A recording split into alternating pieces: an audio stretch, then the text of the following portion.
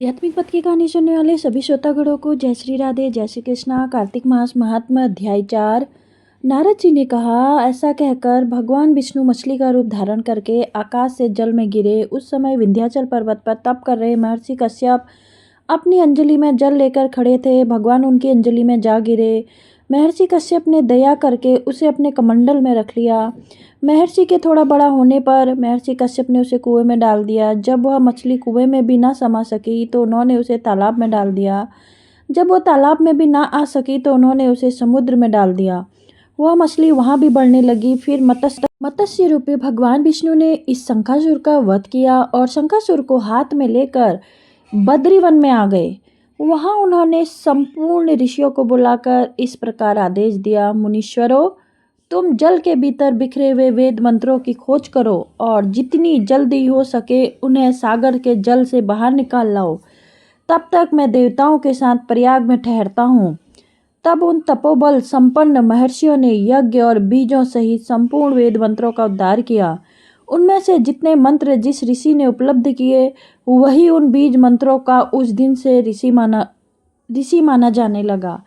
तदंतर जब ऋषि एकत्र होकर प्रयाग में गए, वहां उन्होंने ब्रह्मा जी सहित भगवान विष्णु को उपलब्ध हुए सभी वेद मंत्र समर्पित कर दिए।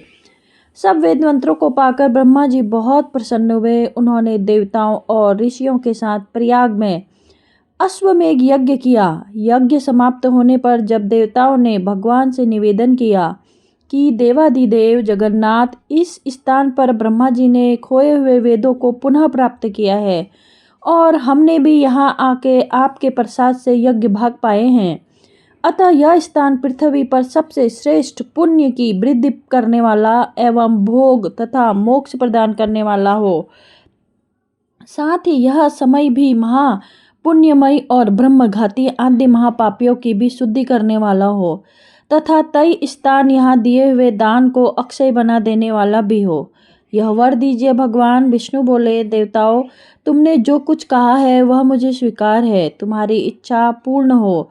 आज से यह स्थान ब्रह्म क्षेत्र के नाम से प्रसिद्ध होगा। सूर्यवंश में उत्पन्न राजा भागीरथ यहाँ गंगा को ले आएंगे और वह यहाँ सूर्य कन्या यमुना से मिलेगी। ब्रह्मा जी और तुम सब देवता मेरे साथ यहाँ निवास करो। आज से यह तीर्थराज के नाम से विख्यात होगा। तीर्थराज के दर्शन से तत्काल सब पाप नष्ट हो जाएंगे। जब सूर्य मकर राशि में स्थित होंगे तब उस समय वहां स्नान करने वाले मनुष्य के सब पापों को यह तीर्थ नाश करेगा। यह काल भी मनुष्य के लिए सदा महान पुण्य फल देने वाला होगा। माघ में सूर्य के मकर राशि में स्थित होने पर यहाँ स्नान करने से सालों का दिव्य फल प्राप्त होंगे। देवादिदेव भगवान विष्णु देवताओं से ऐसा कहकर ब्रह्मा जी के साथ वहीं अंतर्धान हो गए। तत्पश्चात इंद्रादि देवता भी अपने अंश से प्रयाग में रहते हुए वहां से अंतर्धान हो गए। जो मनुष्य कार्तिक में तुलसी जी की जड़ के समीप श्री हरि का पूजन करता है, वह इस लोक के संपूर्ण भोगों का उपभोग करके अंत में वैकुंठ धाम को जाता है। जय श्री हरि, जय श्री नारायण, जय श्री राधे कृष्णा।